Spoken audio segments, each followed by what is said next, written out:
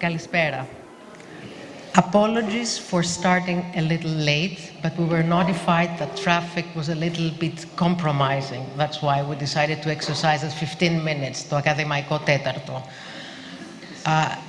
There are headphones for those that would feel a little more comfortable having also the translation in Greek. So welcome to day 2 of our educational forum, Redesigning Educational Systems from Theory to Praxis, an event that was organized on the occasion of the Fulbright Foundation's 70th anniversary in collaboration with the American Community Schools of Athens and the Stαύρος Nιάρχος Cultural Center. It was a wonderful opportunity to meet colleagues that, although we have been working on different projects over the years, it gave us the opportunity to learn it from each other and stimulate ideas for more synergies. I would like to take the opportunity to thank Stefanos Yalamas and his team from American Community Schools Athens, and also Gabriela Triandafili and her team at the Stαύρος Nιάρχος Cultural Center.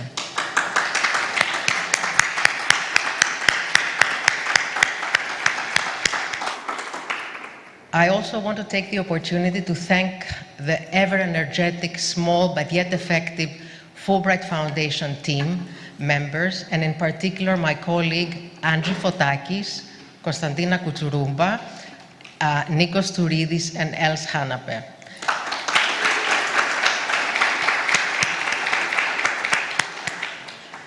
Since this morning, actually, there is another program going on, and there is a team right there in the back, not to point them out, who are all amazing alumni Fulbright educators who have participated over the years in numerous professional educational training programs in the US. We have started an initiative in the last 10 years called Train the Trainers, which we managed to bring either once a year or twice a year a group of educators from different parts of the country. So we combined it this time in order for our team to be able to attend also the educational forum, which is coming to a conclusion today. I would invite Stefanos Yalamas, who will be the master of ceremonies, absolutely, to give us the details for the last day of our get-together. And once again, thank you for joining us, and look forward to a stimulating discussion. Well, Artemis, when she came out with the idea, yes, she was very nervous, and I told him that, look, a school that had Harriet Fulbright as a commencement speaker is the best partner.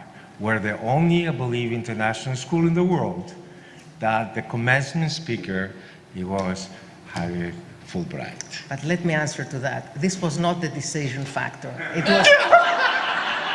It was you and your team. I know, and I've worked with Harriet Fulbright, and she's amazing, but you guys have done great things, so. Thank you, thank you. Thank you.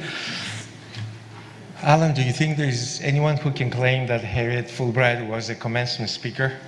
I would never argue with you after moderating yesterday. Thank you. It is a pleasure. And today, I think you will have a wonderful treatment. I don't think so. You have an idea, for you that decided to be here with us, that how great and how exciting this is going to be. Because we have an exceptionally good panelist and a moderator, and also we will have a wonderful speaker tonight who decided to come here from the United States, giving away millions of people who want to give millions of dollars and be here and share some of the ideas with you. But it is very important for us educators that to remember we change the world not with our opinions, but we change the world with our actions. And when you leave from here and you go anywhere, in your classrooms, I see some of our wonderful colleagues, just don't be afraid to try something new.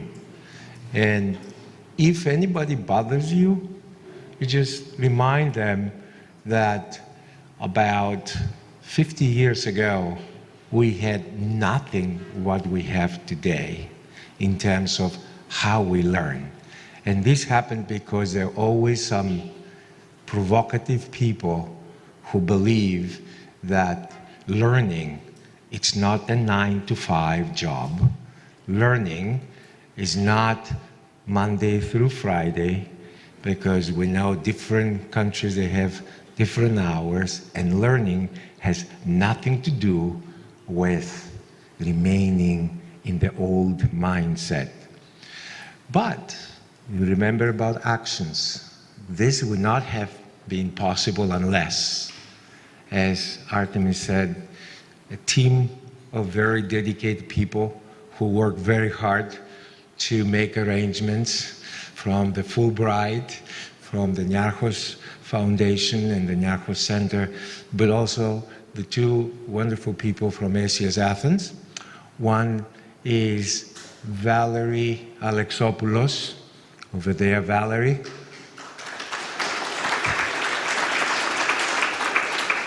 And the other one is my boss, who tells me how to do things right, Helen Maravellas. And because she told me to behave, so I'm going now just close by saying that after the panel discussion, we're not going to have a break, because we tend here in Greece breaks to be double the academic 15 minutes. And we don't want on Friday to stay here inside this room. We want to be outside. And therefore, at this point, it is my pleasure to introduce the moderator for this panel. And I'm very skeptical, because these educators are very, very, very opinionated, and that's good. That's very good.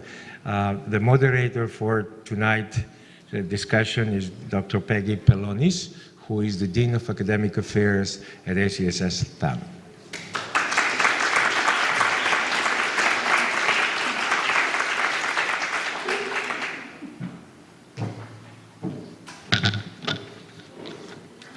Thank you. So, honored guests, ladies and gentlemen, good evening and welcome to this evening's educator panel discussion, Preparing Youth to Become Effective Thinkers and Ethical Global Citizens. K-12 academic institutions hold the power to transform the world. They can play a leading role in shaping and preparing young people to cope with and to be productive members of an increasingly global society. Assuming such a role requires continuous attention to being aware of the tremendous influence that institutions have on students and the responsibility that accompany this relevant mindset. The educational experiences students receive in K-12 institutions and beyond are closely linked to their learning outcomes and to the opportunities that they have. But they're also closely linked to their ability to interact with the world around them. As educators, we must ask ourselves, what should education address today that is different from the past? This is a question that the panel will be addressing this evening, and I'd like to note here tonight that we have speakers on the panel that come from different levels of education, primary, secondary, and higher education. And I'd like to take this opportunity to introduce them. And as I do, would you please take your seat on stage? Eleni Katsarou, Professor Emeritus, University of Illinois, Chicago, a Fulbright Scholar. She taught teacher candidates in elementary education and worked closely with teachers and leaders in public schools, served as Director of Urban and Teacher Education, and was responsible for the redesign of teacher education. Dimitri Sampson, Professor of Digital Systems of Learning and Education at the University of Piraeus, Professor of Learning and Technologies and Director of Research at the School of Education, Curtin University, Australia, an electrical engineer from the Demokritos University of Thrace, editor-in-chief of one of the first open access journals in educational technology.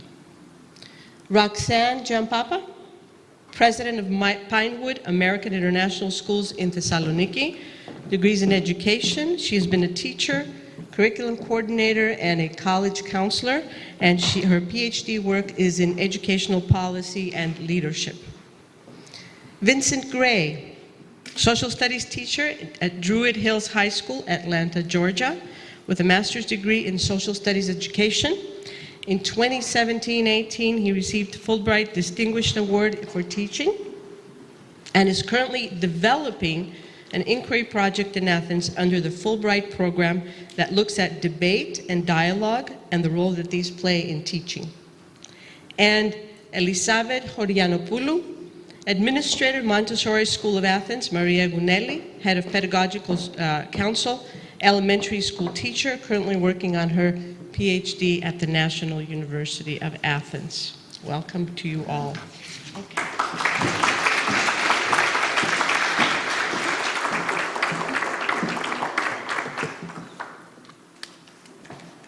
Okay, let's just set the stage for a minute. I'm going to take the lead from yesterday's discussion, where we will have 4 minutes and 10 seconds to address this question. So the question was, what should education address today that is different from the past? Maria, would you like to start?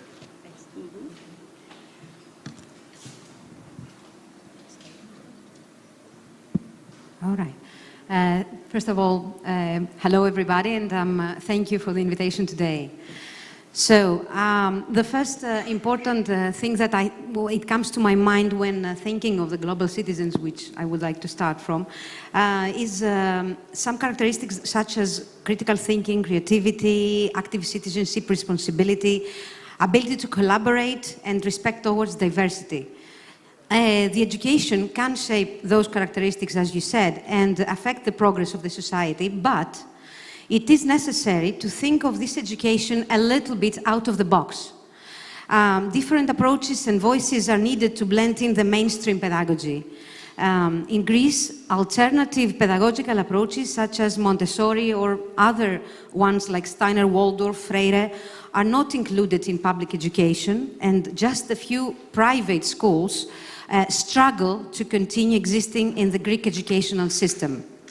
In the mid-40s, Maria Edelstein-Woudelli, an exceptional Greek educator and scientist, despite the fact that she was allowed to establish a public primary school in 1934, which was the first one, when attempted to establish a public Montessori school in elementary education, the state denied because that would bring a breach to the existing educational system.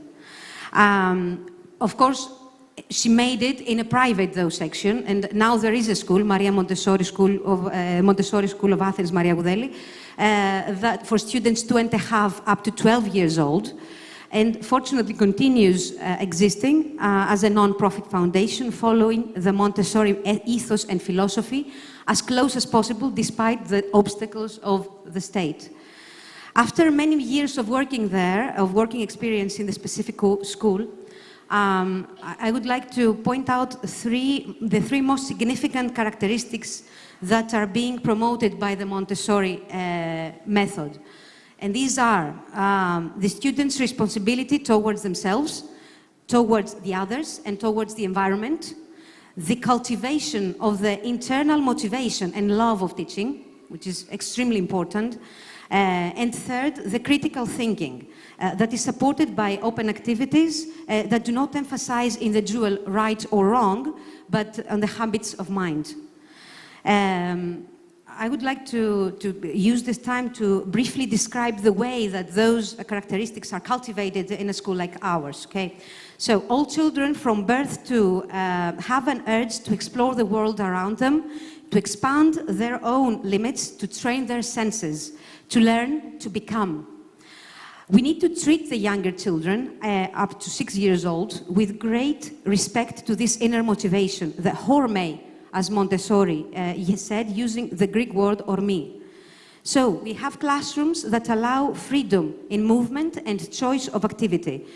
We prepare an environment rich in stimuli, but not overwhelming, with many scientific, developmental, and educational material available for children to use freely. It is through this sensorial material that children learn to incorporate even the more abstract concepts. It is used instead of the school books at the elementary level, and all subjects are interwoven. There is constant interaction, problem solving, child-to-child teaching, and socialization. There are no grades or other form of reward or punishment.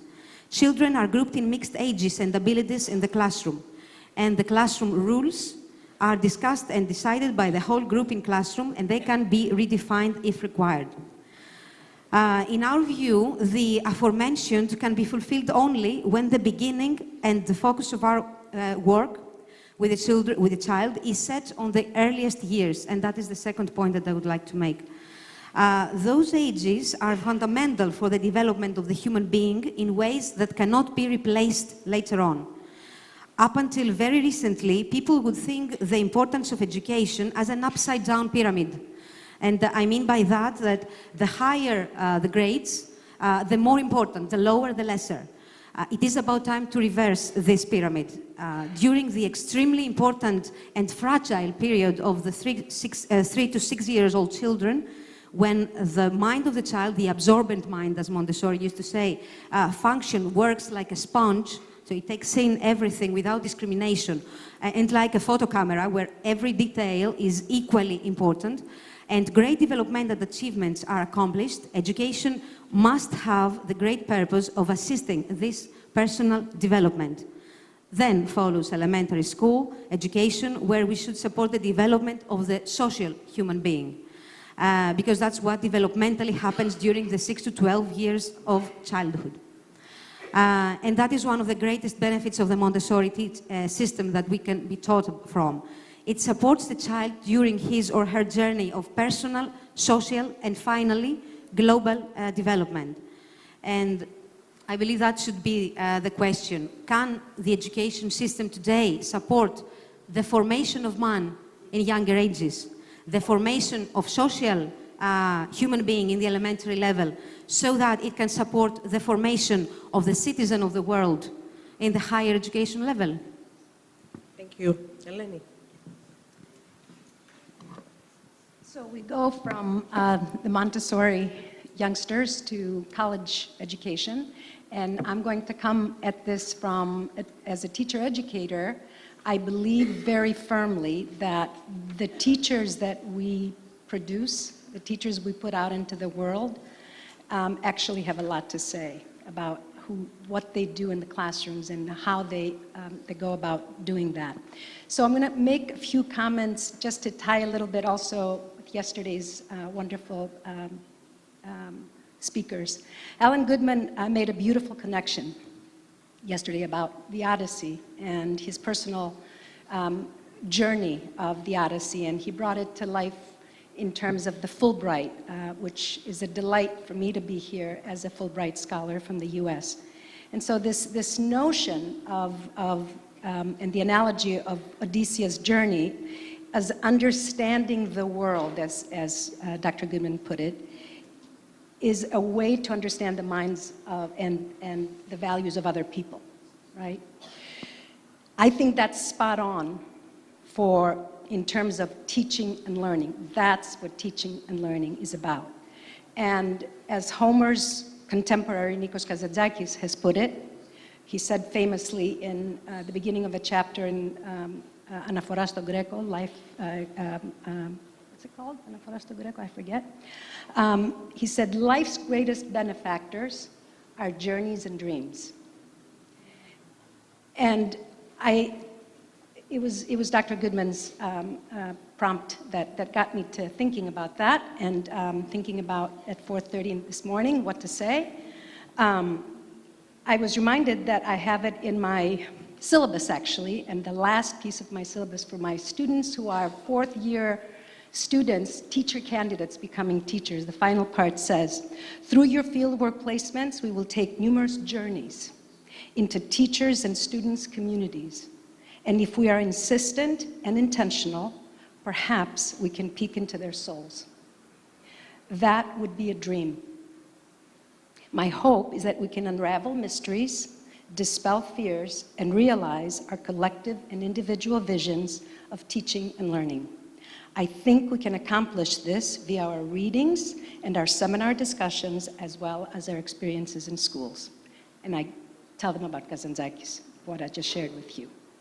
Stefanos Yalamas also said yesterday, he made reference to the notion of ethos in schools, of course. And because we are where we are in Athens, I'm going to add two more Greek fantastic words to the mix that I believe describe essentially what the life of teaching and learning is. One is eudaimonia, eudaimonia in English, believe it or not, which of course means the well-being and flourishing in an environment. But also, I want to add and recognize the word political, because I think that's in reference to the overt and nuanced power relationships between the state, public policy, and the residents of a community. And so as teachers and as teacher educators, my point has always been, you cannot be apolitical if you're going to become a teacher, because in fact, we want teachers to be able to do that kind of teaching where they actually politicize what they're reading and what they're learning. Therefore, again, like Stefanos said today, teaching and learning is about acts. It's not just constructs, it's acts. And so we have teaching and learning as journeys into communities of learners and students' fears and dreams. Teaching and learning as ethical endeavors, because it is about being caring and ethical human beings. All of that enveloped in a eudaimonic environment, eudaimonia. So, and we take that from a developmental psychology, again, going back to Maria Montessori, rather than the sort of the larger ed psych word of educational systems. I want to push the idea of creating joyful environments for kids, rather than educational systems. And finally, in the 21st century, teaching must insist that it becomes a profoundly political endeavor. I would like, and I push my teachers, and I hope and pray to my goddesses, that teachers have to be intellectuals, not idiots, right? But you know the word idiot comes from the Greek idiotis, and you know all of that, right? So I tell them all of this, and they think that I'm a crazy Greek, but anyway. So, but I want them to be intellectuals and advocates for kids. It's about advocacy. Teaching is essentially advocacy. So, that's all I'm going to say for now.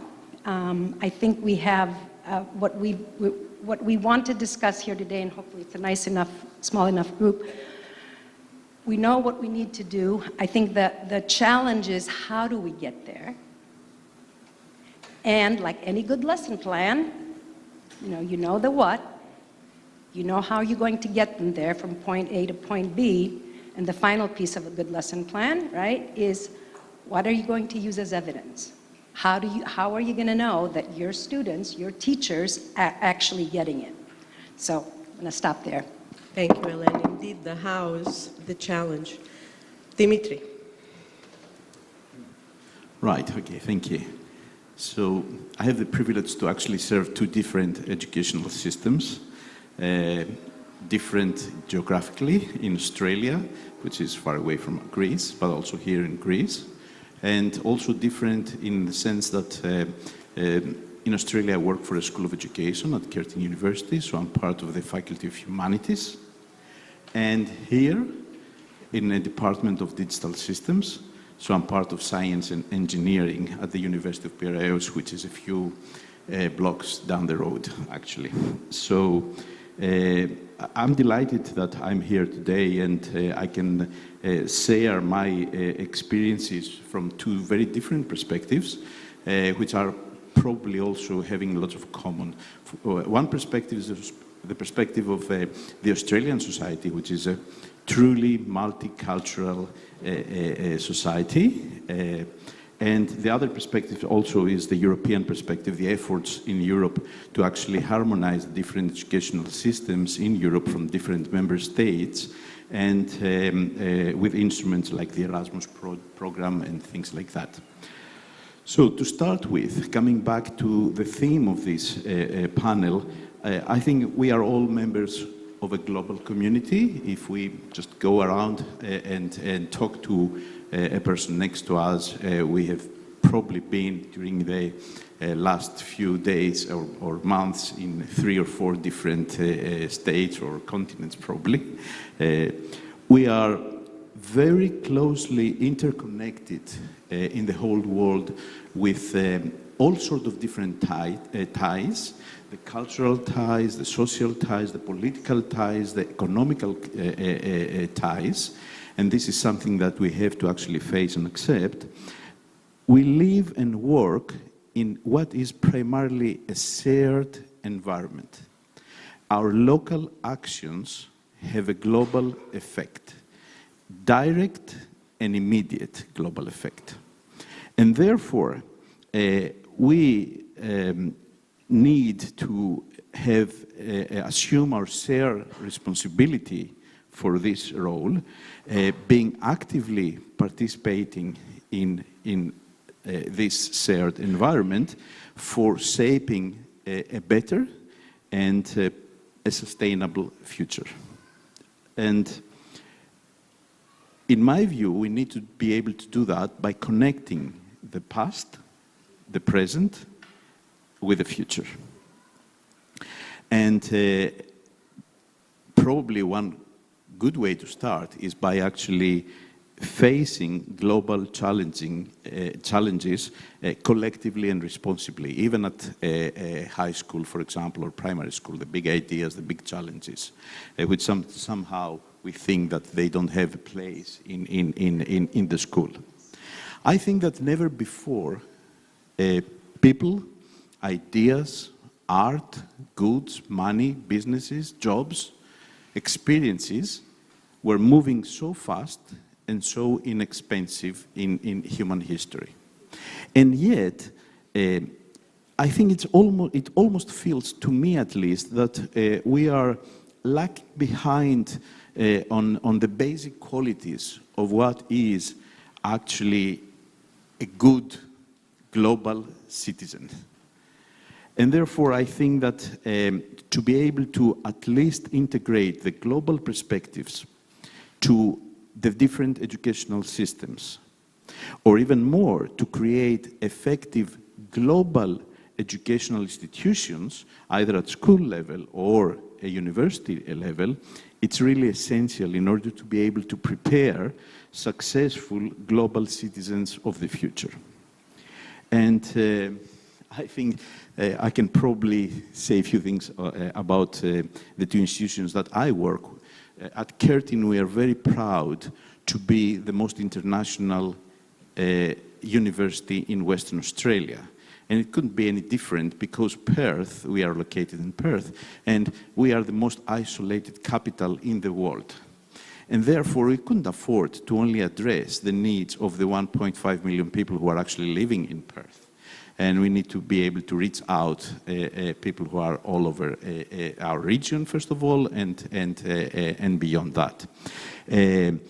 We have students from 130 countries, and we have offshore campuses in Dubai, in Singapore, in Malaysia, and also joint partnerships with universities in Hong Kong, in China. Just to give you an example how open we need to be nowadays from the university point of view.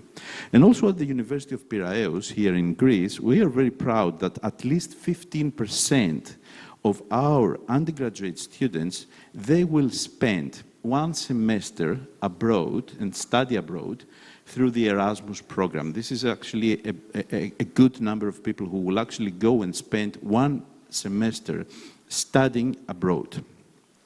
And in my department, we do a little bit more than that. We actually have a good number of master students who are not going abroad to study, but they're going abroad as part of their studies to work.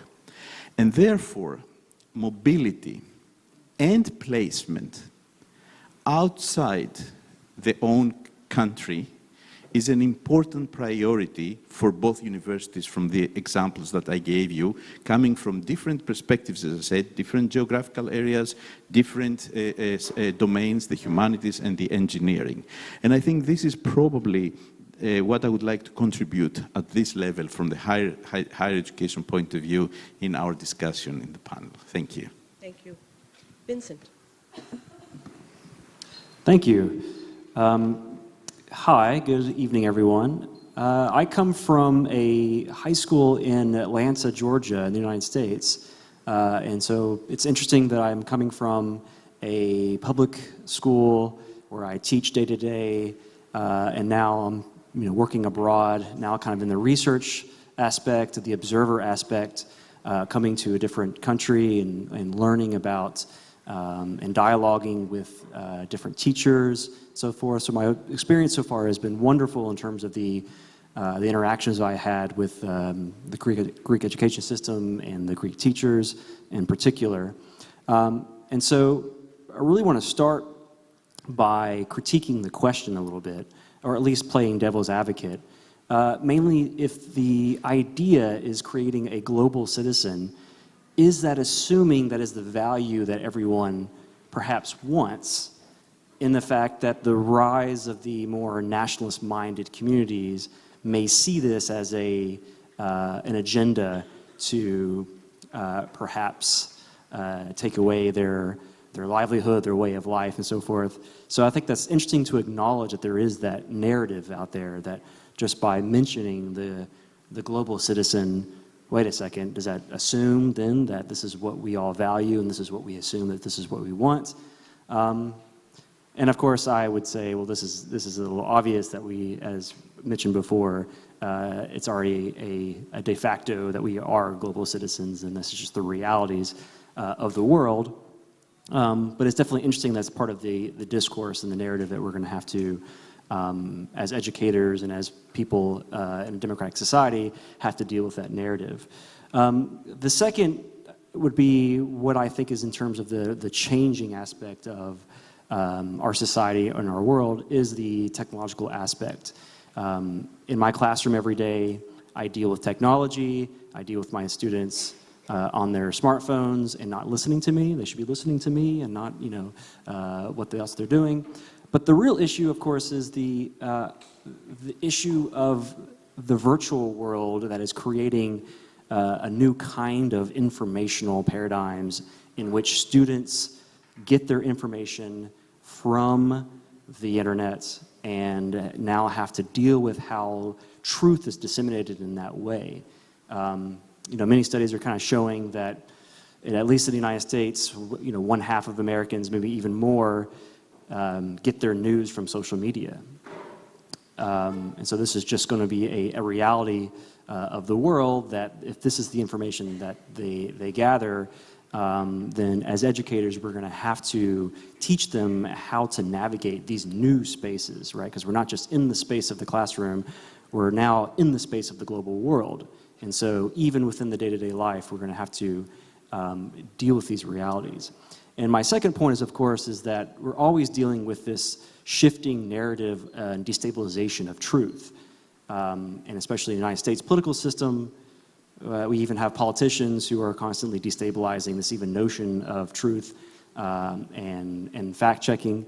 And so I think from that point, we're going to have to also find a new way in which we can engage students to engage in reasonability, that we have to find students to justify their reasons, engage in a dialogue, engage in debate, in which they have to, in some way, critically think, and I think that's definitely a theme we've been highlighting in how to teach critical thinking. And hopefully it's not something that's just obvious, like, oh, of course, we have to be teaching our students critical thinking, but how do we critically think about information, especially with shifting truth? And so what I've been looking at, what I've been in Greece, but also in my practice back in the States, is thinking about, hey, how can I teach students to rethink their own political bias, rethink their own information source, and start critically thinking about that, and start learning how to talk to each other. Because talking to each other, to be frank, on social media is probably not the most democratic way to do that. And just to point out, Facebook is not democratic. So we have to, I think, refocus where this kind of democratic education could happen, hopefully inside the classroom, and without. And again, it shouldn't only be in the classroom. And I know that I've had a conversation with Lenny about hopefully the space we can reconstruct in education is not reconstructing education in the classroom, in the school, but in the community.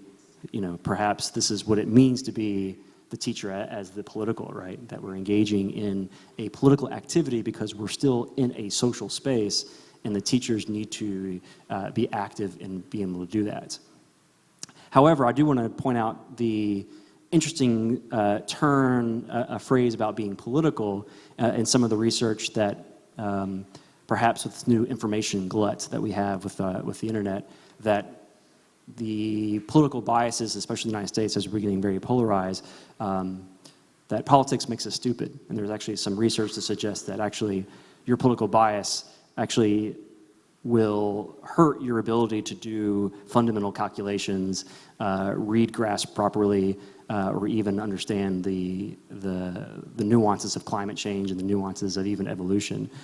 So I think in some sense we need to be political as advocates for our students, but we need to learn how to depoliticize the rhetoric. And by depoliticizing the rhetoric, we can learn how to be critical about our own biases, but also about the other justifications that our students give when they're trying to think about behaving in this new classroom that we can think as a space of reasons. Thank you. Thank you, Roxanne. Thank you, and thank you all for being here and sharing in this discussion. It's exciting that there are those of us out here that are interested in this topic of education. And I think Dr. Poloni's question really asks us to consider what's worth learning. And listening to my panelists here, I love listening to everyone. And I agree with a lot of what's being said, and I'd like to actually change a little bit of what I was going to say and preface with the assumption that a change is necessary.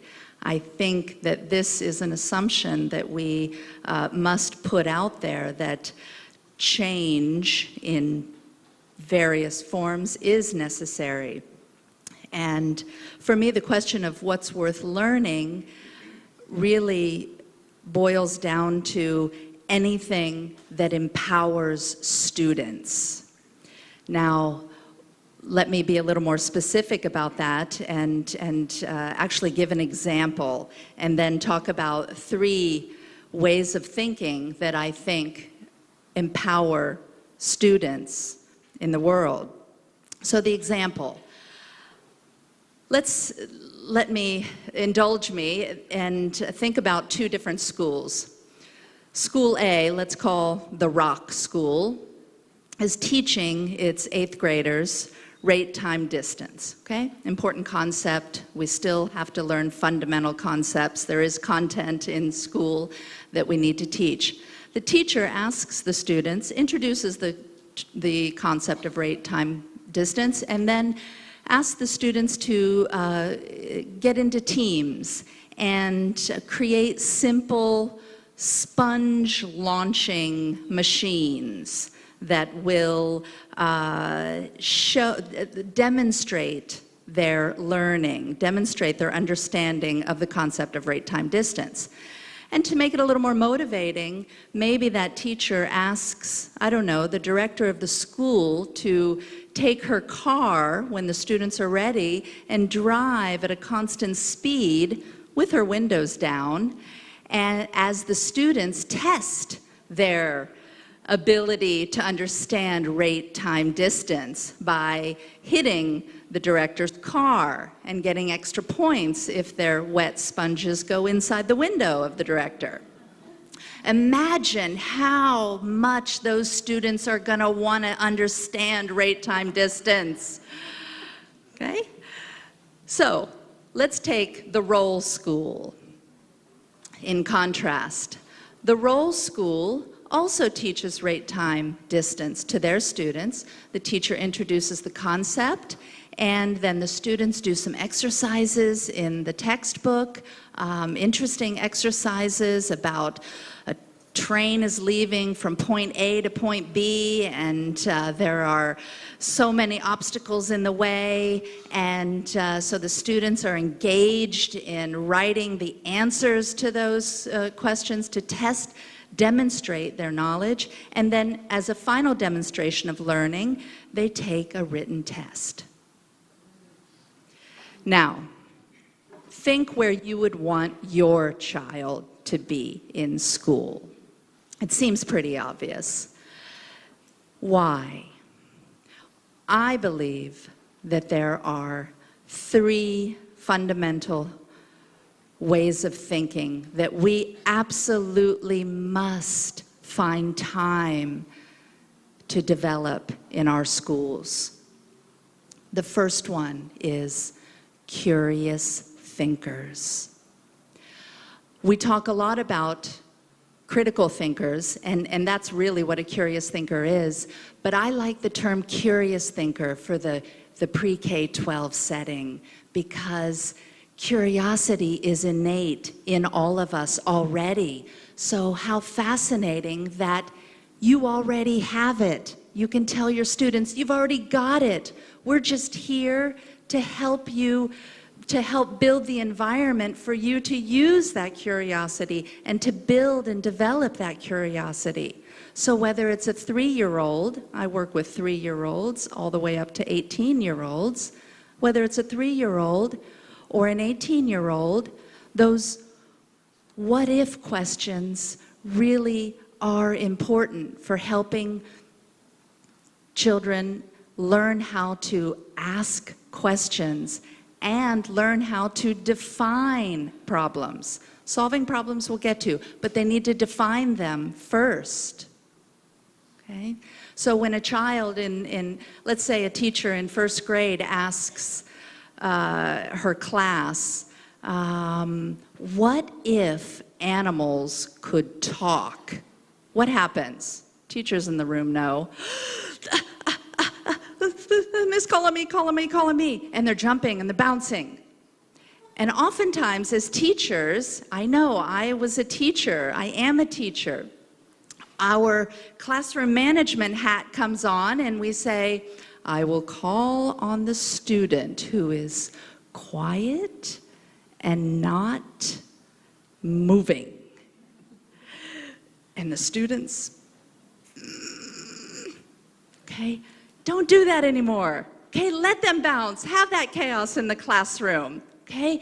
Because we want kids to know that curiosity is good. Because what happens is we ask the 15-year-old, what if poverty was eradicated? And what happens?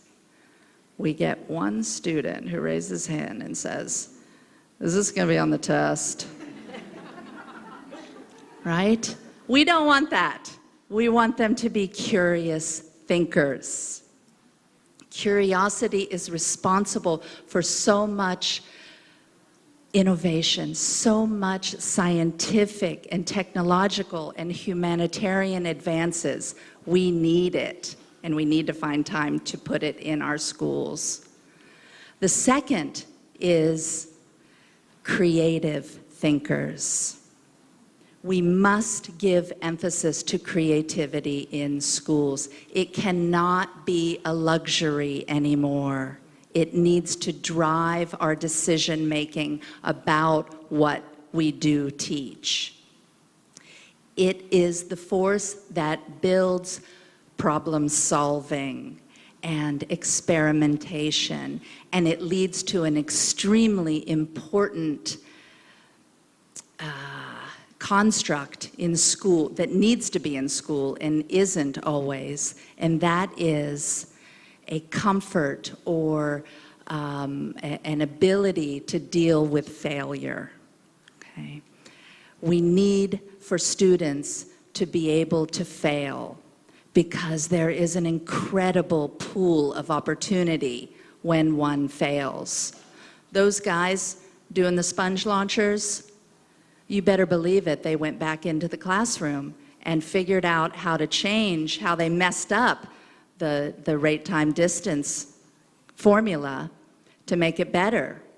And they did convince that director to go out again and get bombarded again because they worked hard to figure it out.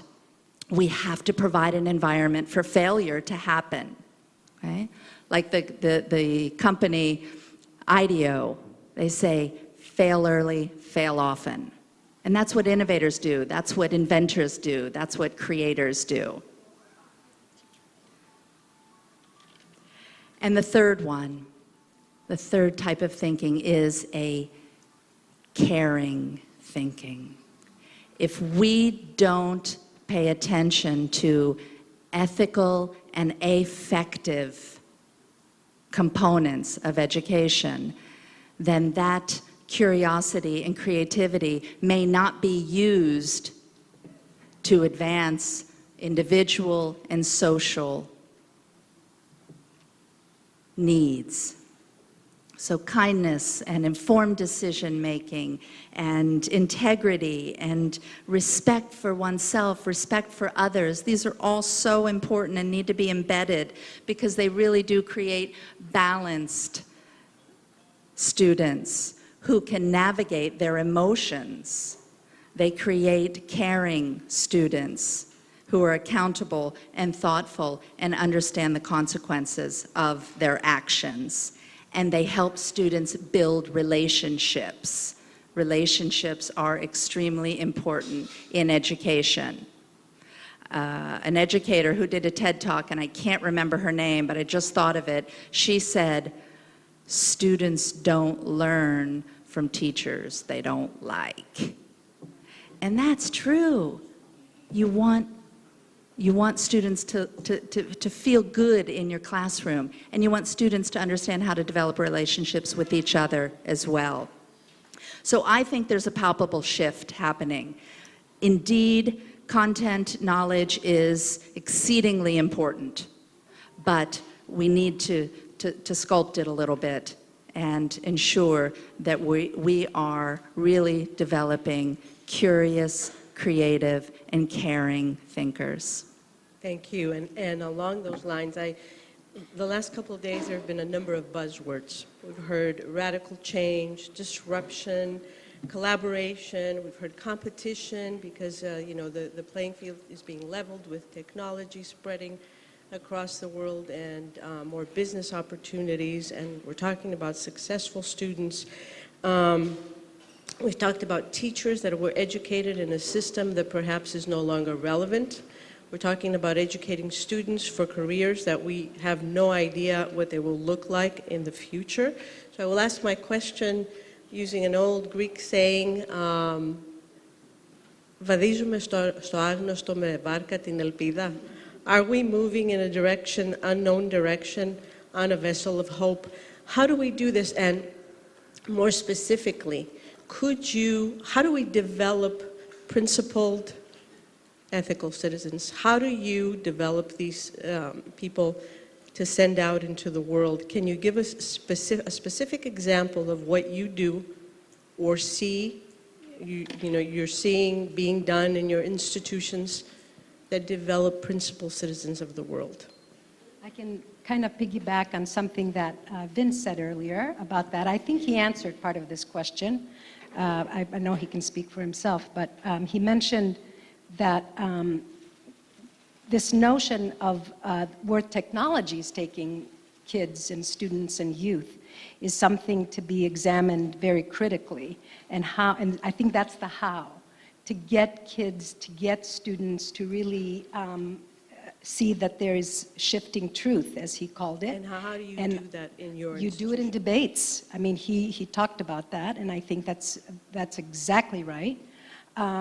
Personally, in my classes with people who are becoming teachers, so they're my students, but they're teacher candidates, I use literature. I think that literature is the way to, and I'll give an example.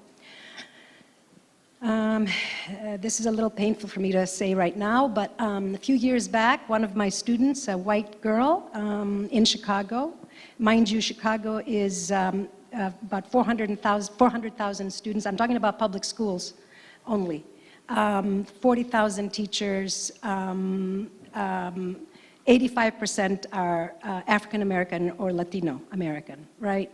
So a few years back, most of our teacher candidates were white. So going into a school system, a public school system that is largely non-white, that created a problem in a variety of ways. And the painful piece for me was one of my students got a very good invitation by a school, and she went into interview, and when I called her to find out how it went, she told me that she was driving. She had a brand new little Volkswagen Beetle, I remember. So there she is, hair blowing in the, in the wind.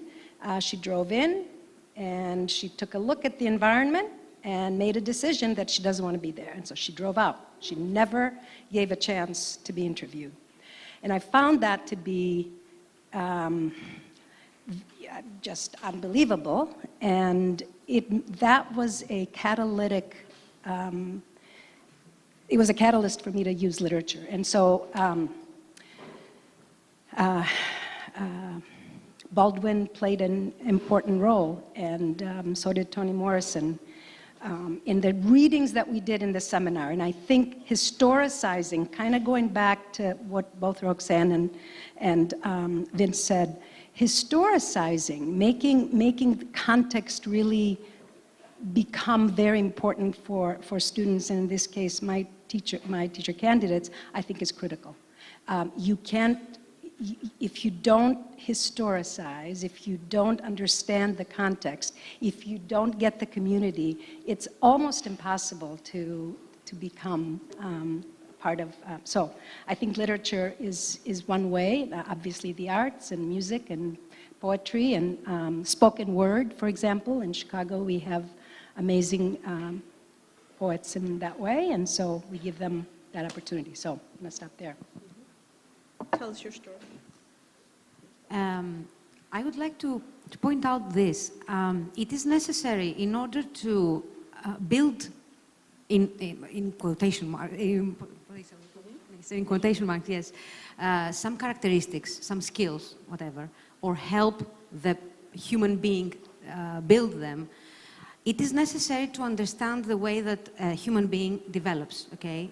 So development is not the same at different age levels. It comes in cycles, in stages, okay? So one big stage where great developmental characteristics build is from birth up to 6 years old, okay? This is the infant, let's say. So then you have the 6 to 12 years old that has different characteristics overall, the child. Then you have 12 to 15 approximately, maybe, that is the adolescent, and then you have the young adult up to, okay. If the teachers understand the characteristics that those different age levels have, then they can support these, and that's all that you need in order to help the characteristics build. Let me give a very specific example, okay? So, a desirable characteristic skill is to be responsible, care, responsibility, okay? You cannot expect from an adult to be responsible if in the previous years of his education or his life, he was not given opportunities to become responsible.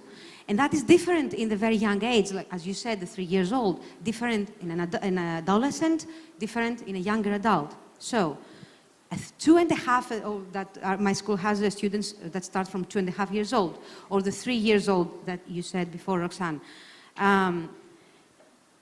It can have responsibilities on specific things that look a little bit naive to the adult, but it's not. For example, working cycle. You start something, you do it, process it, and then you finish it. You know, a lot of times we do not give emphasis to this. Finish it. Make the cycle close. This is responsibility towards your work, okay? You take something from somewhere, put it back, okay? You need something, wait for the person to finish, and then you take it. Things that for 3 years old is big accomplishment if they manage to do it. You know, pack up your room or whatever. Then you go to the elementary level, and it is like this. Okay, elementary level. You were given opportunities. You are responsible up to the level, the age level that we were talking before.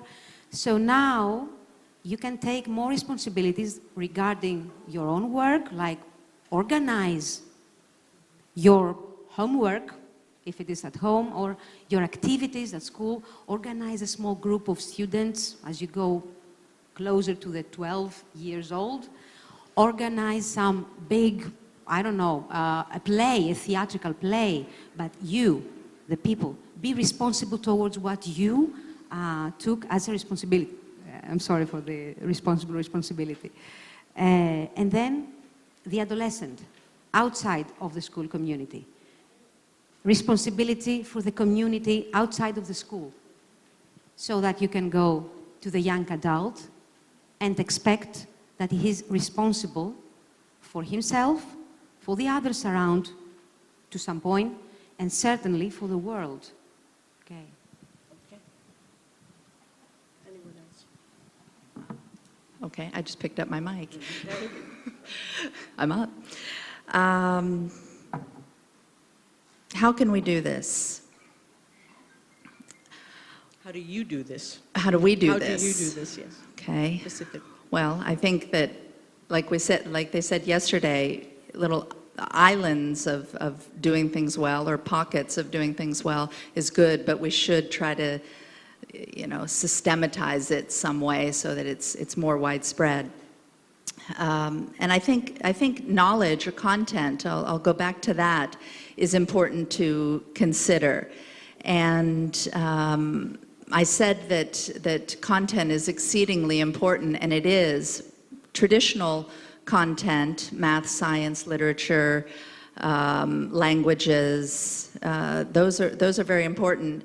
But I think that we need to curate those things, and maybe we're teaching some things we don't need to be teaching anymore because of the ubiquitous nature of information and the fact that facts change and information is so accessible, in order to make room for new knowledge that we need to be teaching. Robotics, entrepreneurship, wellness, coding.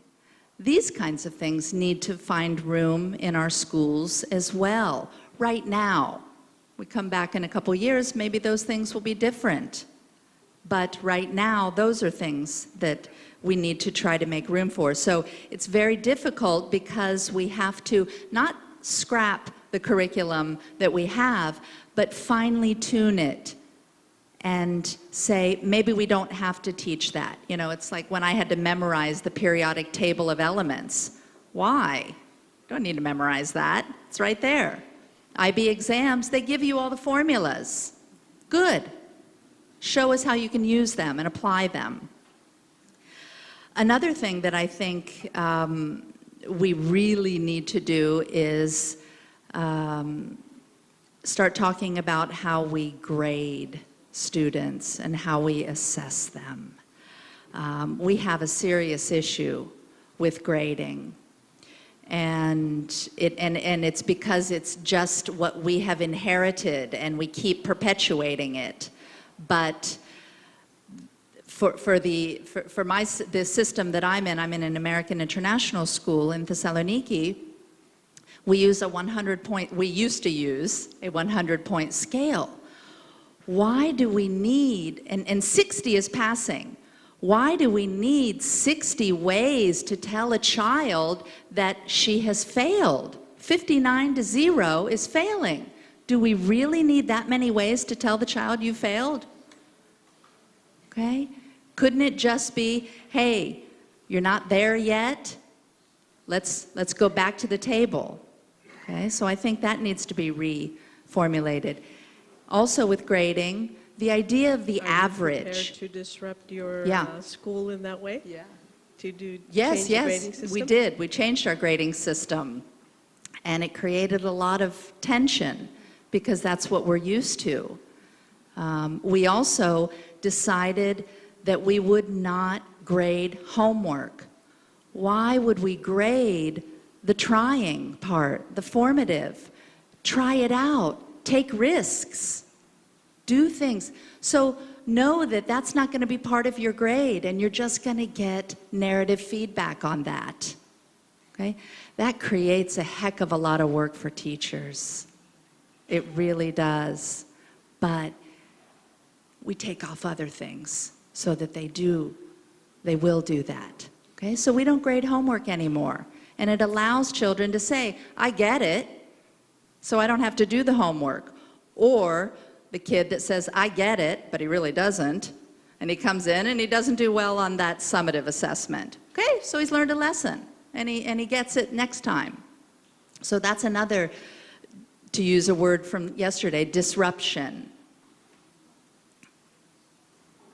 Can I ask about how the parents are dealing with the not grading homework? Amen to that. Yes. I will refer to Winston Churchill here. Winston Churchill said, "You've got enemies? Good. That means you stood up for something at least once in your life." That's how it is with the parents. It's going to take time for them. This is the first year we've done this. And it's going to take time to educate them as well and help them understand that this is a good thing. Formative assessments, homework is learning, is doing it for learning, okay? It's part of the learning process. I'll stop there.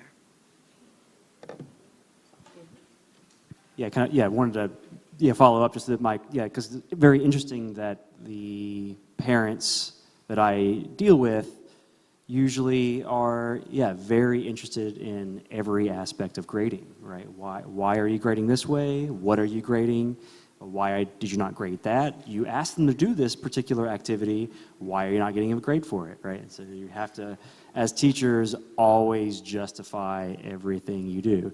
Fine, I can do that. I can debate and justify, with the parents. But I think that's very, very important. I think as teachers and as administrators, dealing with that battle, learning that there's a learning process for the school, for the community, for the parents, having to deal with any of these major changes if they're going to happen, because of course there's always going to be pushback whenever you have change.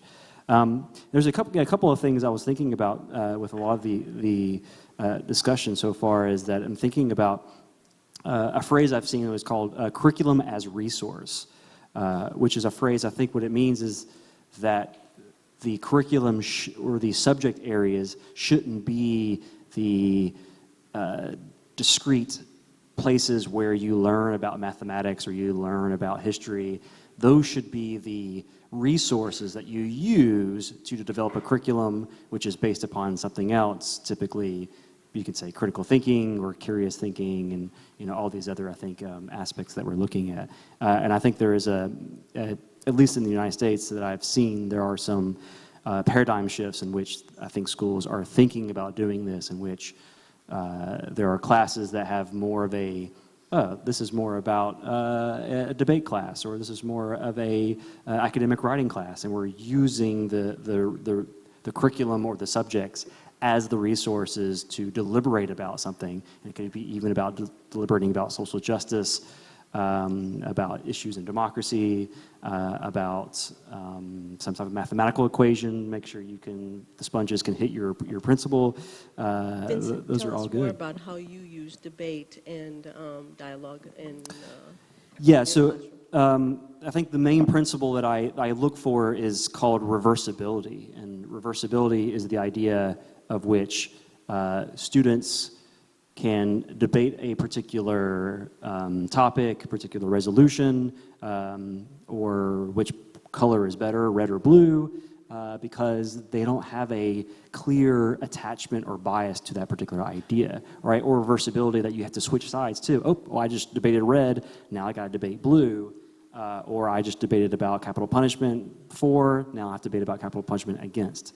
And so by doing that, you learn how to, number one, possibly critique your own biases and your own political solutions that you have.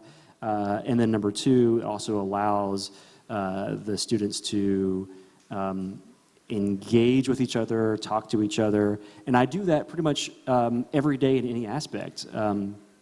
For example, even if you wanted to debate about, again, a mathematical principle, you can stop and say, let's first ask about this particular principle. Is this equation even useful, and why do we care about this principle? Let's start, right? So I can debate about why I even have to learn this particular mathematical equation? Well, of course, yes, this is stupid. I don't want to learn this. This has no application to the real world. Why should I learn trigonometry? And then, of course, now you have to support that argument.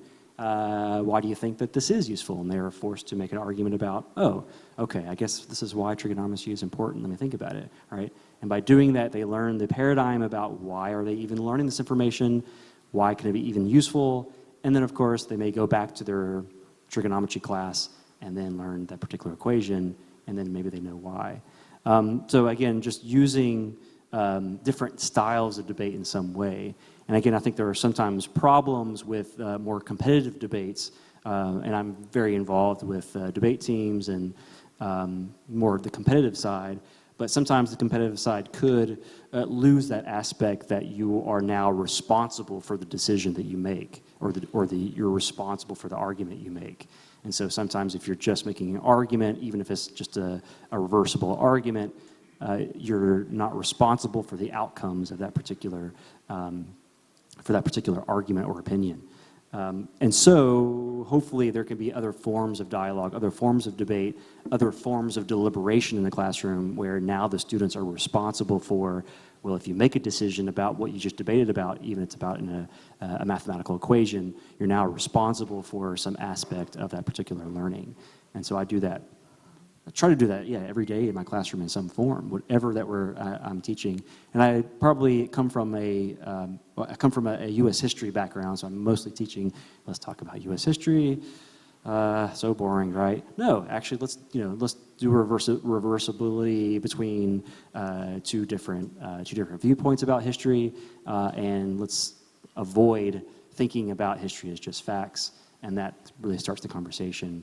And using also debate in the classroom. Thank you. Dimitri, you have some thoughts on that? Yeah, well, we can share lots of micro stories, what we actually do in the classroom. And I think that there are all sorts of different stories that one can share. If we want to go, and we can also criticize the curriculum and the changes that they need to actually take place at the curriculum level. But I think it goes beyond that. I think it's also important to tackle a different perspective, which is the perspective of building a shared and common vision, goals and objectives at organizational level, especially when we talk about universities. For example, for the past 2 years, we spent a great deal of time at Curtin to actually negotiate between all the different stakeholders within the university and the community on what is the profile of a Curtin graduate, for example. And this has a direct effect on what we actually assess, which is an issue that Stefanos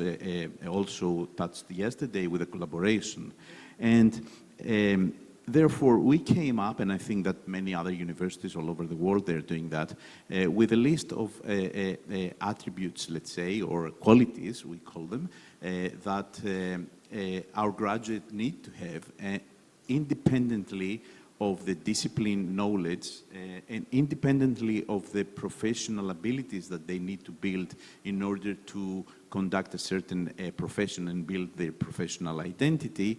It goes a little bit towards the direction of what Roxanne said, for example. I can go and give more details on that, but I don't want to waste too much time.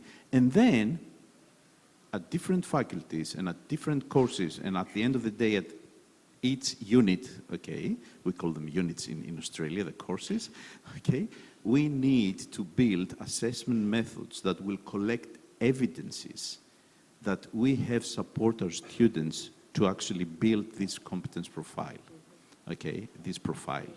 And these are about issues like, you know, respecting others' other opinions, build their self-esteem, being able to demonstrate their collaboration, the global citizenship, and all these things, okay? So what I'm saying is that my message is that whatever we do in our classroom is really great, but if we want to have more systemic changes, we need to take this challenge at a higher level and engage our communities, okay? Because schools and as universities, we are part of a bigger community, and we are actually serving this community with our actions within our organizations. I'm going to transition to this idea back again of change, and we've all acknowledged that change is happening quickly on multiple levels. It's continuous, all of these things that we, and there's no doubt about that. But my question is, at what cost to our children? What does this mean for future generations? Are we just, you know, creating children that, developing children that need to continuously cope with change and adapt to change? And at what cost? When do they get to be kids? And all of this in 5 minutes. And you can do that in 5 minutes. 5 minutes. I actually don't think that we're punishing children or youth by doing precisely, I completely agree with what Dimitri said on what do we use as evidence. I mean, I think we can talk theoretically about how we go about doing things, but we got to know. Otherwise, you know, it's in the wind. But I want to add this one thing, and I'm sure Elisabeth knows this better than anybody around this table, and that is 3-year-olds and 4-year-olds, right, ask, we have a sense of how many questions they raise a day. It's something extraordinary. And so this notion of raising questions, I think, is at the heart of this. And allowing kids at all ages to raise questions, we call it inquiry at the university level, but it's the same thing. It's like what you're curious about that you said before. It is the questions that is the essence of all of this.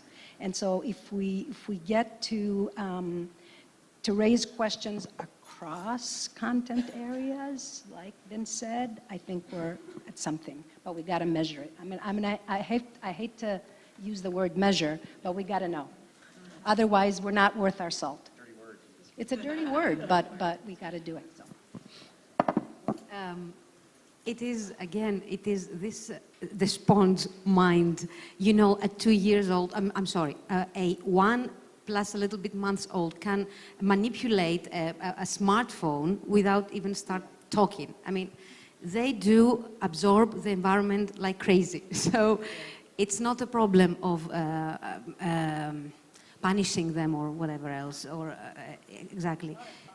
No, but they do need time to play, and we forget that, okay? They do need time to have, to interact with each other. They do need time to play with the parents, and we forget that because that's how society is. So, I will just make a comment. We shouldn't forget that. We shouldn't forget that, exactly. And I will make a comment take it a step further. How about no grades at all and no homework at all? That's what we do in our school, and it's great. It's just great. No grades at all, no homework at all. Everything in the school. Okay. All right. We need to come to a close here today. I want to thank you all for being with us, and thank you all for being with us. I think, and please stay tuned, we have an incredible speaker coming up, Dr. Berger, and thank you for being here.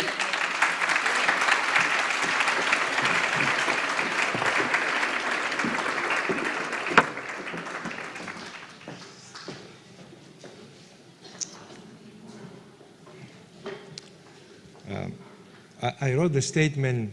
I think the little kids, they have to tell me if it's true.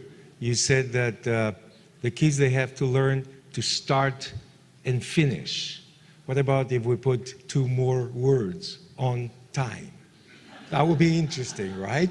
So kids start and finish on time. All right, okay, so I'm talking. Now,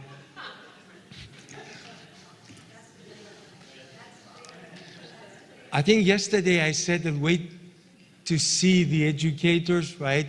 Someone says we're very compassionate. I said wait to see the educators. So I had a different way to introduce the gift that we're going to share with you, the speaker, but I quoted the 3 elements that Roxanne said with a reverse order. So the person who is going to share with us his excitement is a kind, curious, great thinker.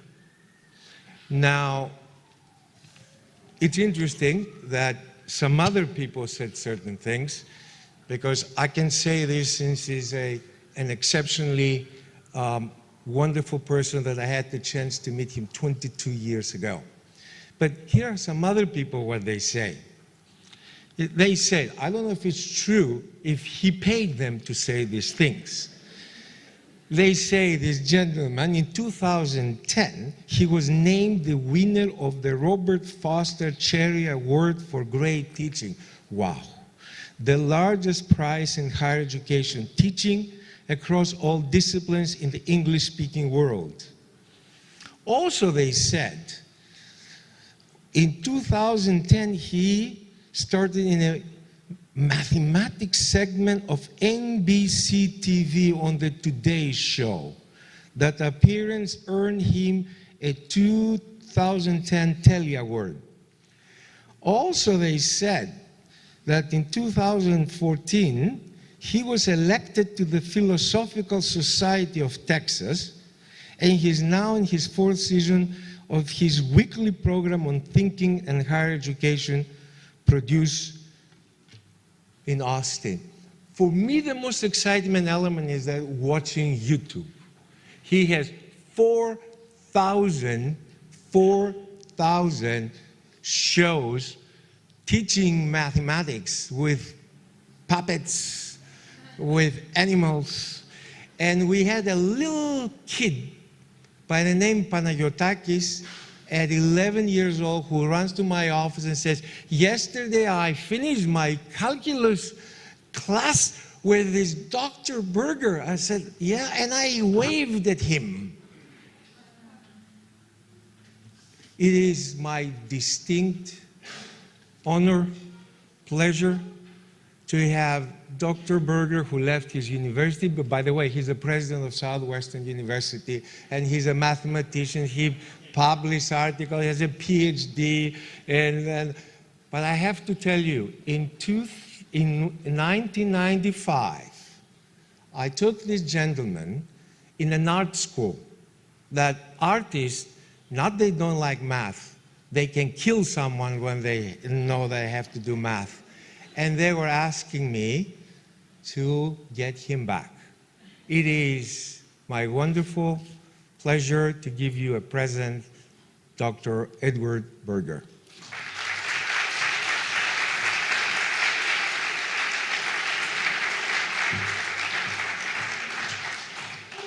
Well, that's the first time that I've been introduced where the introducer says, oh, and by the way, he's the president of Southwestern University. But that seems appropriate.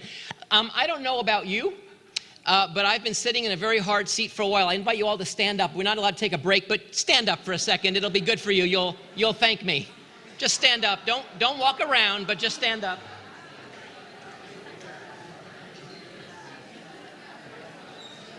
All right. You can sit down. You've had your fun. Well, first of all, it is such a delight and such an honor to be able to engage in this conversation. I do want to thank the organizers for putting me last after everything has been said. So that is a real treat. Also, I realize that I am the barrier between you and the drinks, food, and your weekend. And so actually I'm very jealous of you because we each have a job right now. My job is to talk and your job is to listen. And I'm very envious because I know you'll finish your job long before I finish mine. I really want to pull on many threads that we've heard yesterday and today, and I really want to pick up on the, there was another, look, there I am, I'm famous. Okay, I was going to point to the word practice, because I want to talk about practical things we can do. And I know that this is a very diverse audience of individuals who maybe are parents, or individuals who are lifelong learners, and then individuals who are students, and then individuals who are teachers. And so I'd like to offer you some very practical things that you can actually do. Whether you're a teacher, you can incorporate in your classroom at all grade levels. And if you're out of formal education, then you can actually use this in your everyday lives. And I want to try to offer some practical things to do to accomplish a lot of what you heard yesterday and today. And now that it's up here, I want to actually highlight something. People for the past 2 days have been talking about something that actually I don't like. So I'm going to be the counterpoint. They have been talking about critical thinking and critical thinkers. I'm not a fan. Because critical also has a kind of a negative connotation, almost as if I am going to kind of assess you, and I'm going to judge you, and I'm going to make an assessment. I don't want judgmental citizens. I want effective citizens. And so the phrase that I use, and I'm delighted is part of our theme today, is effective thinkers. That's the phrase that I will use. That encompasses the analysis that we expect in what we traditionally think of as critical thinking. But it also includes so many of the other things that you heard this panel say, and Roxanne actually highlighting, being creative and being imaginative and being innovative. And I'm looking for effective citizens, especially when we think about social justice and some of the political issues that were raised, rather than critical citizens. So I will use that phrase. I could go on, and by the way, speaking of going on, presidents do go on, so I just got to make a time check because I will not go over. Okay.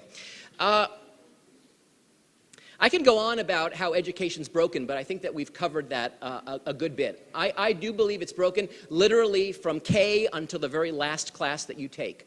I think that the system is broken, and the conversation that we're starting here is to try to offer an alternative. And part of it is that we don't have a good definition of formal education. Try to define it. Is it skill-based? Is it kind of flourishing? What exactly is it? Well, it's a lot of things to different people, but it all comes under this large umbrella of education. So I'm not going to talk about that, but it's not well defined. But how people perceive it as a commodity, as an object, I think is problematic in the world. Because what education means to most parents and most students is the outcome. It really is a piece of paper. That's what you're going for. A piece of paper and then a starting job and a starting salary. And I am not going to dismiss that, right? I am the beneficiary of a starting job, and I had a starting salary, and I got to tell you, I loved it. It was great. But that should not be the thing that education is. but it is. And even if you hear how some educators speak to the parents and to the students, you can hear that we as the education community, we have bought into this. Think of this kind of language. You've heard this, especially in math. So I'm a mathematician, so I'm a little sensitive to this. Oh, why don't you just get that out of the way? Get that course out of the way. Just get through it, and then you can move on. Right? We as educators are painting education as an obstacle course through which you traverse in order to get the thing. And the thing is the piece of paper and the job. I believe that a consequence of the thing of education should be that job and so forth. But that's a consequence. The thing is the journey. And that's what we have to offer. There's the disruption that we all need to think about. Educators, administrators, and community members and leaders. That the journey needs to be the thing, and therefore it must be meaningful. You know, in mathematics, and Vincent, who's a social studies teacher, was kind of doing lots of math examples, so I appreciate that. He's a Renaissance man. Yes. But he was giving lots of examples, and I think it really highlights the reality, not just in mathematics, but across the board. Think of the very, very last math course that you all took. You all took a last one. Think about it now. I'm sure it's warm memories for you. Dream with me. And now imagine that I pull out the final exam for that last course, and I give it to you right now. Would you be able to get 100% on it? You know the answer. Yeah, the answer is no. Right. So there's a question here. Why are we teaching mathematics? And the way we teach mathematics throughout the world, but especially in the United States, is one that's focused on, as you heard on this panel just now, on what I call mindless mimicry. Do you know how you formally do mathematics in most schools? What you do is you get an assignment. You don't read the chapter because the textbook is not written to be read, it's written to be adopted. And what you do is you immediately go to where the questions are, and then what you do is you turn the pages backwards. You go backwards in the book until you find a worked out example that mimics the one that you're supposed to do, and you just mimic that. So it's a mindless process. Education should be meaningful. And so the ultimate goal is to make meaning, not just in mathematics, but across the board. And it's a process that we heard about in the panel about teaching that way of making meaning through everything. So now when I talk about thinking, it's no longer thinking about the subject, which ends at the subject's border, but it literally is thinking through the subject. So practicing ways of thinking so that you can apply them everywhere. The truth is, in mathematics, you will not use most of the mathematics that you learn in formal education, unless you become like a mathematician or an engineer, but there's about 8 of us in the whole world, and that's it. And the rest of you, you never use it. And it's true. Think about something like the quadratic formula, or here we are in Greece, think about the Pythagorean theorem, right? You let that go after the exam. I've taught students who are such overachievers, they let it go before the exam. That's how happy they are to let it go. If all we're going to offer in our curriculum is content that they're going to mindlessly mimic and then move on, then they're getting through everything. So what I want to talk about this evening are practices of effective thinking that we can incorporate in our lives and in our classrooms at every single grade level. As was commented in the panel, we should start this literally pre-K all the way until we die. And so I'm going to give you some very practical things you can do. And Roxanne shared 3 of her elements of thinking, which I loved, and they actually overlap with some of mine, so that helps me, so thank you. There she is, right there. Okay, right, yep. So thank you for that. But But in each of these, I want to offer some practical things that you can actually do. And I've got 5. And at the end, if I have time, I'll tell you a way to remember all 5, because you don't have to write it all down. I'll tell you how to remember all 5 of them, because actually, we're in the right spot. Being in Greece is a good place to remember these 5. So the first one is the notion of deep understanding. Now, all of these are going to sound commonsensical when you first hear them, so let me give you a little commentary. I'll spend a little bit more time on the first couple, and then I'll speed through the rest because I'll run out of time. Deep understanding is something that we should be teaching everybody and ourselves, which is based on the following. If we go outside, in fact, there's tons of people literally not listening to me right now. Some of them are in the room, and some of them are actually out there enjoying the view. If you go out and find one of those people and ask them a do you understand question. Do you understand this? Do you understand that? Doesn't make a difference. What? If you ask them a do you understand question, you will get one of 2 answers, yes or no, neither of which is correct. So this is the first lesson of meaningful education, is to allow people to realize that understanding is a spectrum. And that wherever we are in our understanding, we can, with intentionality, understand even deeper. In fact, if you want a working definition for formal education, it might just be that. That taking where your current understanding is and with intentionality, understand a little deeper. Now imagine if that became a mindset that a student sees in every one of her classes throughout her entire formal education. Then every time she looks at the world, she's going to say, okay, well, here's where my level of understanding is now, and now how do I go even deeper? And I'm not talking about unrealistic depth, like going from adding 1 and 1 to understanding calculus or even rates. I'm talking about incremental, very, very gradual. But I'm interested in the compounding effect over a lifetime, where that gradual depth begins to build. So teaching that. Now, how do you teach that? So how do we do that? So let me give you some very practical things. Again, I'm trying to be very practical here. The first thing is to encourage our students and ourselves to understand simple things deeply. This is so challenging because if it's simple, it means I know everything about it. So I have to move on. And especially given the curriculum that we have, and just given our busy lives, we don't have time for this. I don't have time to deal with things I already know. I am already behind in doing all the things that are to come. So we need to slow this process down. We need to inject mindfulness in our formal education, so that an individual can actually have the patience to stop and say, here's something that is so simple to me, I'm going to keep looking at it and thinking about it until it no longer is simple. You know, when you look at something at the subatomic level, all of a sudden worlds open up. And of course, the ultimate reality and paradox becomes visible, which is that those things which first appear simple are in reality quite complicated. And the complicated issues that we're trying to face in our lives and in our studies actually are not, if we focus on simple things. I'll give you a very, very simple example of this. Calculus. Now, there's nothing greater than calculus, as you all know. I'm sure you love calculus. It is the most beautiful thing in the world. I can teach it to you in 30 seconds. It's that simple. It's great. But most people struggle with calculus. Most people who try it will not succeed. Most people who take a course in calculus will fail.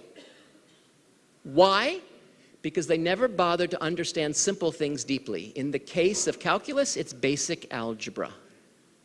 Sure, everyone can manipulate the equation and solve for x, but they haven't made meaning of what an equation is.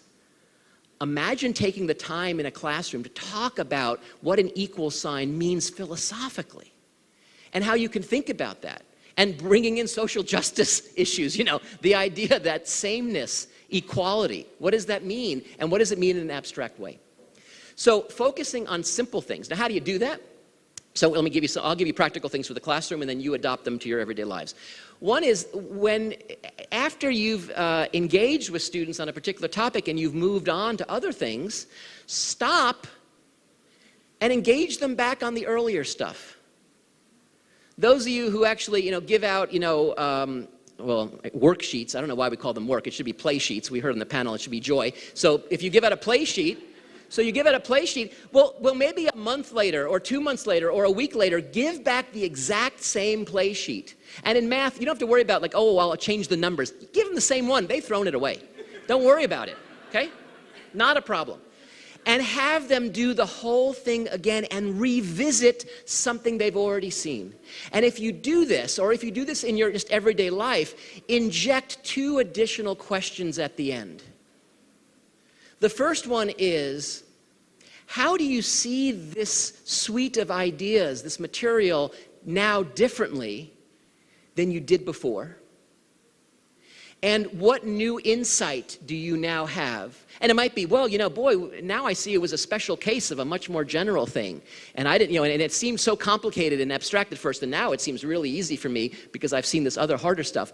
Let the students experience what is truly happening in the best of all possible worlds in their minds, which is that there is that growth. But let them see those simpler things and reflect on them to go deeper in those.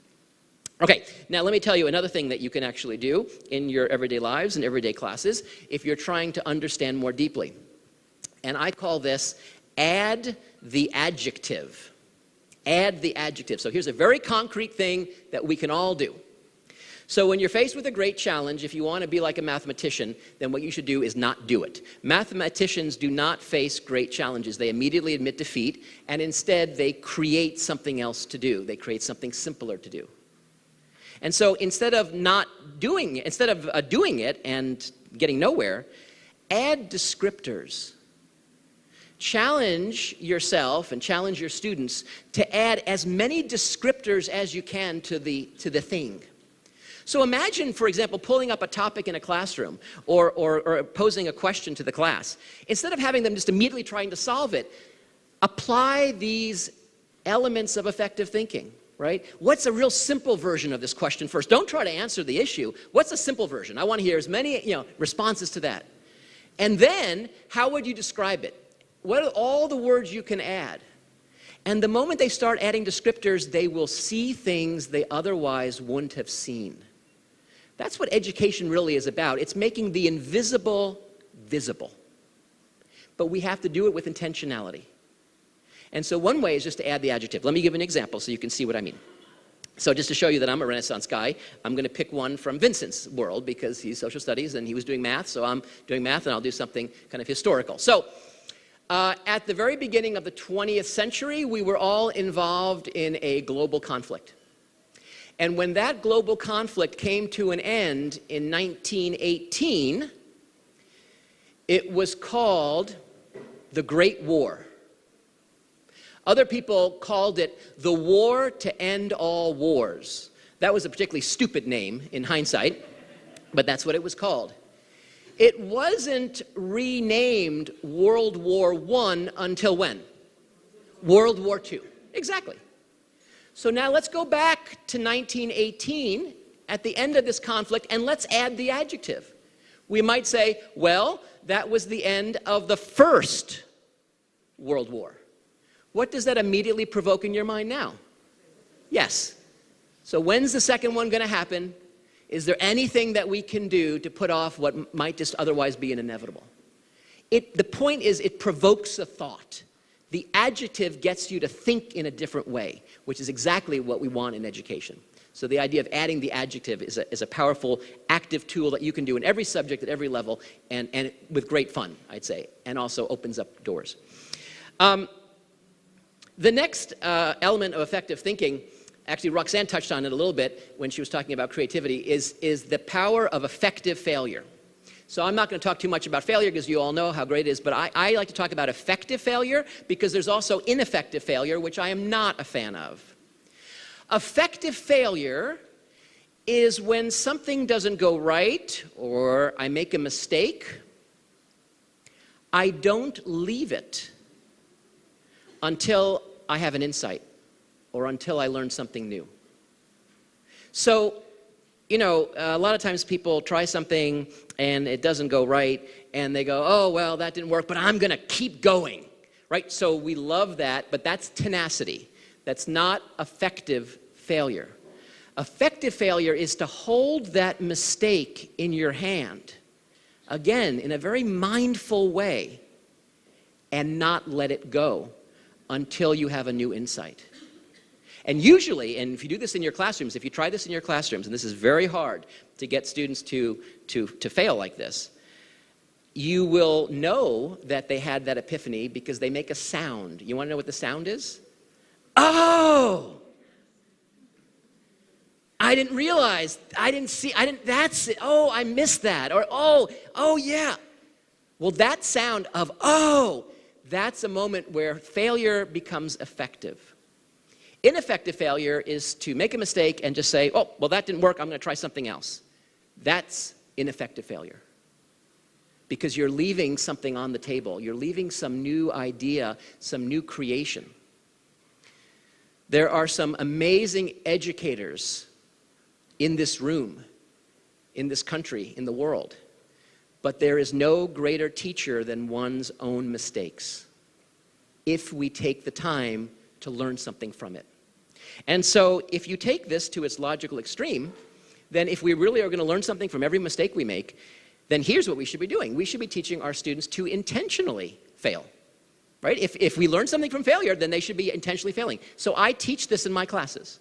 So I talk about how they're required to effectively fail. In fact, I assess it. So 5% of my students' final grade is based on the quality of their effective failure. Think about it. To get an A in my class, you have to fail effectively. This, of course, makes their little heads explode, right? Because wait a minute, so if I don't fail, I won't get an A, and if I fail, I get... And of course, it's a mind game, which is another definition of education. So, but what it does in the classroom and for all of us, it empowers us to take those creative risks that we heard people talk about. That's part of the process. So here's a mindset, because at least in the United States, fail is bad. In fact, literally fail is a 4-letter word starting with F. So you're not supposed to ever even talk about it, right? It's very, very bad. But the reality is this must be an essential part of the process. I'm not suggesting that failure is the final destination. If you think about it like a chessboard, it's a square that you land upon with the sole purpose of moving off, and moving off as far as you can. And that needs to be intentional. And students need to, and we all need to embrace it. So here's a mindset that maybe will help your students. First of all, assessing it is great. We're talking about assessment. I agree there should be no grades, of course. But if there are grades, that's what they're going to go toward. And so if we think it's important, we should assess it. And if you think failure is good, then you got to assess it, as I do. But the question that remains is, how do you get your mind wrapped around it? So here's a way to think about it. Effective failure. Let's suppose someone gives us a really great challenge. Okay? And then we all go off into this corner and we try to deal with it. And of course, it's so hard. The first thing that we do, of course, doesn't work. The attitude that most people have is, oh, we're dumb, our whole lives are ruined, we're going to get fired, everything is awful, da-da-da-da. Okay, so now let's rewind and play that again from the beginning. Someone gives us this great challenge, and we go off into the corner, and as we're going off, the person goes, oh, wait, come back, I forgot to tell you something. Okay, what did you forget? To realize success with this great challenge, you will have to fail 10 times. It is required that you fail 10 times. So now we walk off, we do the same first thing, but now what's our attitude now? Yeah, 1 down, 9 to go, I've made progress. And that's what effective failure is. It's making progress. And so intentionally failing is in fact something that we need to actually have our students do. So if they immediately get a right answer, or they have, I'm thinking math, where you can get a right answer, then have them stop and say, okay, now do it again wrong, and then tell me a new insight that you have. What was really important in this thing that you overlooked? What was some opportunity that maybe to generalize this that you didn't see? And so the idea is to intentionally get it wrong. I want to tell you a story, a true story, to show you the power of intentionally failing no matter how old you are. And I shared this at ACS just the other day when I was visiting the students at their assembly. So I have some friends who a few years back had a 3rd grader. His name is Seamus. In fact, I'll just share with you a random fact. I got an email from his mother just this morning. How about that? Random. They live in Massachusetts. I haven't seen them in 8 years. But she wrote to me just randomly saying, oh, hi. I'm like, I'm going to talk about Seamus today to all these people. So Seamus was a third grader, a really smart guy, and in Massachusetts, this is how backwards of a state Massachusetts is, they actually give third graders homework over the summer to do. This is torture and unfair. We should be playing in the summer and not doing homework. So, but poor Seamus had this big stack of math homework. It was August. He hadn't done any of it. I was so proud of him. And I was sitting there visiting him in Boston, and he said, Ed, you're a math teacher, right? I said, yes. And he said, well, can you help me with this? And boom, he puts this big sheet of paper, all the paper. And I'm looking through on the kitchen table, and one question is worse than the next. These were awful math questions. They were just awful. But we came upon a question involving donuts. Now, that got my attention because donuts, that's good. So I said, let's do this one. Here's the actual question that this third grade bright Seamus was asked. You have 36 donuts, and you wish to arrange them into 2 rows, where each row has the same number of donuts as the other. And the question is, how many donuts would be in a row? Now, to you and to me, this is asking what's half of 36. To a third grade Seamus, this is asking what number plus itself equals 36. Seamus, do you understand the question? Oh, yeah. Okay, so he's very bright. Picks up the pencil, and so I'm watching now, and he puts the pencil on the paper, and nothing happens. Nothing. So I start to get a little worried, and I look at his face, and his face begins to furrow. Now, I don't know where we teach human beings that if you want to, think really hard, you make this face, And it's like when you say to someone, oh, think harder. Well, that doesn't help me, right? You need actual things to do, like I'm offering to you right now. You need action items that you can take to think more deeply. And so that wasn't working, and I said, okay, stop that, Seamus. And so he stopped doing that, and I said, here's what I want you to do. When I say go, I want you to give me an answer that you're confident is wrong. Do you understand? And he kind of looked at me quizzically and said, yeah, I guess. I said, are you ready? And he said, yeah. I said, go. And he immediately said, 16. Now, I think 16 is a great wrong guess, don't you? Remember, the original number is 36, so his number ends in a 6. I think that's great. There's a pattern there. Doesn't help, but whatever, right? It's good. Also, notice the number is smaller than 36. If he would have said 116, I would have worried about this kid, right? So this was a good step, right? And I think this was and it was a great wrong guess. So I was thrilled, but I didn't say any of this to him. I'm just sharing that with you. He said 16, and the next words out of my mouth were, great, now show me why 16 is wrong. And now he had something to do. So he wrote down 16, and he added correctly, and he got 32. He looked at 32 and said, oh, that's too small. Oh, it must be 18. And he immediately got the answer. He was catatonic intellectually when he was trying to shoot for perfection. But when we injected a process, he actually got the right answer. This is the power of effective failure, of intentionally failing. And it's the power that we can all harness, and we should be harnessing in our students. So there's the failing part. And then in the last few minutes, I'll just tell you the rest really fast. And if you want to hear more, find me by the wine. I will be under the table. The next one, actually, Roxanne suggested through curiosity, the idea of creating questions. Roxanne put it as asking questions, which is a very tangible way of doing it. That's an external thing. I'm thinking also now about the internal thing. So the act of constantly creating questions, I don't even care if you ask them or not. It generates a different mindset as we look at the world.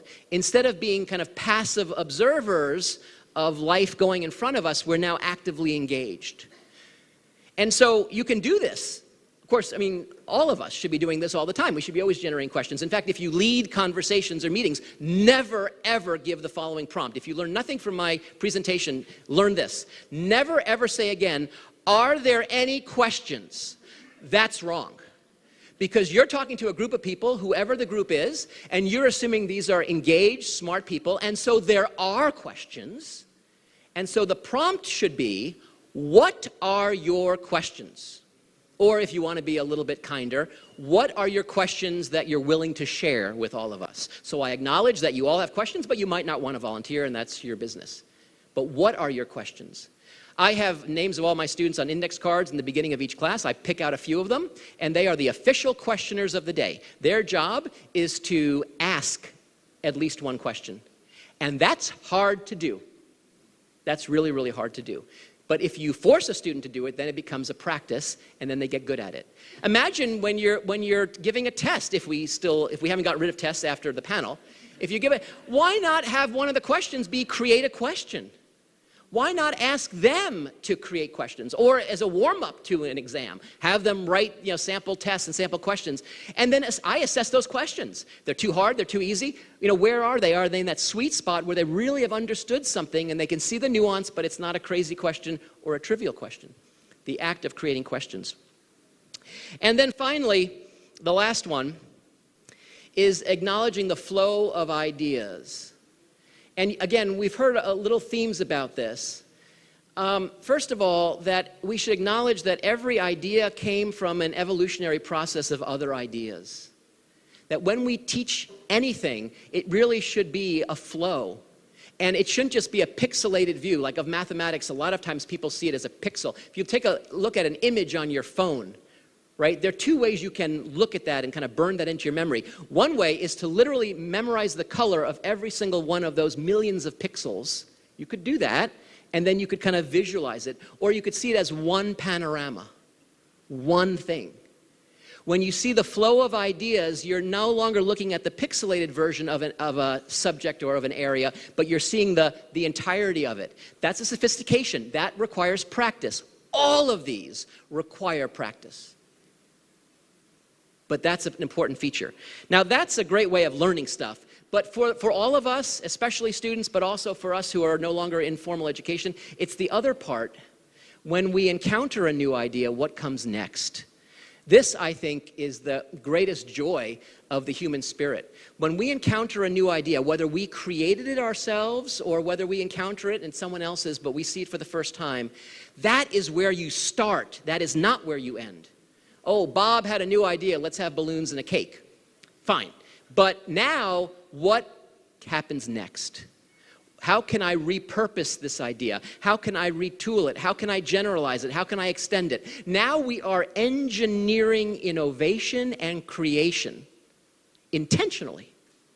So every time I'm teaching a math class, when I come to the end of the class, you know how I end my classes? I say, what do you think we should be talking about the next class? So ask our students that. What happens next? Because it probably is not what the syllabus says, which is, okay, we did this, now we're going to do that, right? They're saying, well, maybe we should be thinking about this. And it gives great insight to us as teachers, but more importantly, it allows them to practice this art of imagining what comes next. Now, you put all these things together, and you can generate interesting courses in every single field. And as was stated on the panel, I'm not suggesting that we throw away and not teach math or social science or art or anything. But we have to incorporate with intentionality these mindsets of effective thinking that they see across the board. I took this to its extreme. By the way, if you want to read a little bit about this, there's a book that I published a few years back. It's actually called The 5 Elements of Effective Thinking. So you can find that on Amazon. And I'm about to publish another book that's based on a course I developed that's all about this. If you take this to its logical extreme, then I should be offering a course that has no content and it's only about thinking. I call it the Seinfeld of the curriculum. It's about nothing and tries to teach everything. And it's called Effective Thinking Through Creative Puzzle Solving. And so they practice these practices of thinking through these puzzles. And as people said on the panel, these are low-stake things, like what's better, red or blue? That's different than the death penalty or abortion. But now they have to not solve, the goal is not to solve the puzzle. The goal is how many different ways can you look at it? How many different facets can you see to this jewel? Practice that thinking and now look at everything else through the same lens.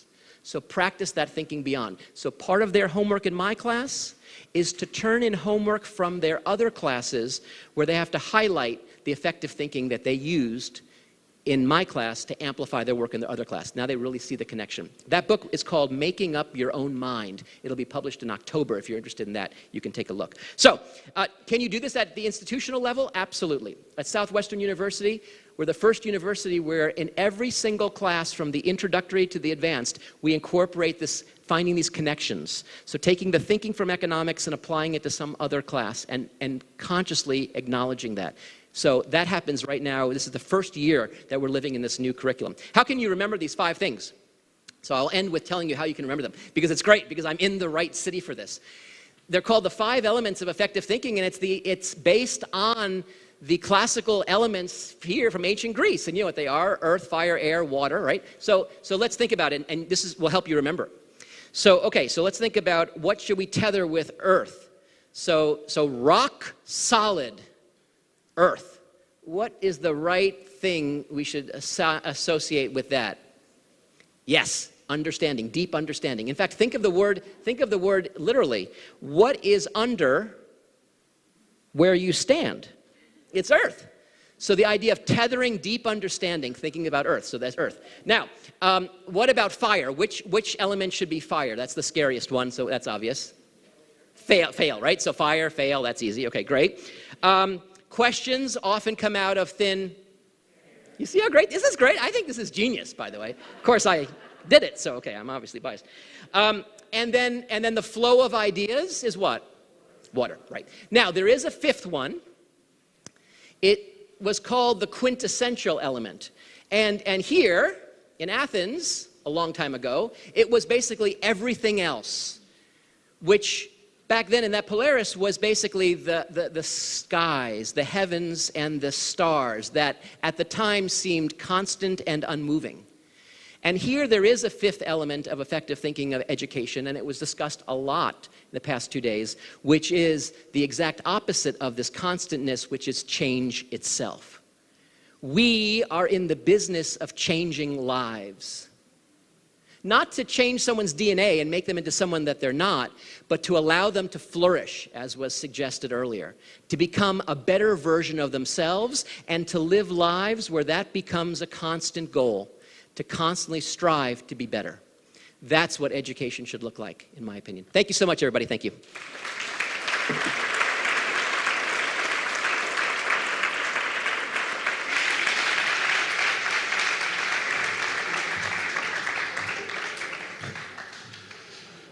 The 6th element is that we finish on time. So actually 1 minute, 2 minutes to 8. So therefore, thank you very much. I hope it was an engaging 2 days forum. I hope that you leave with more questions than answers. And the next big question is, where is the wine? Which is behind you. Thank you very much. Have a wonderful weekend.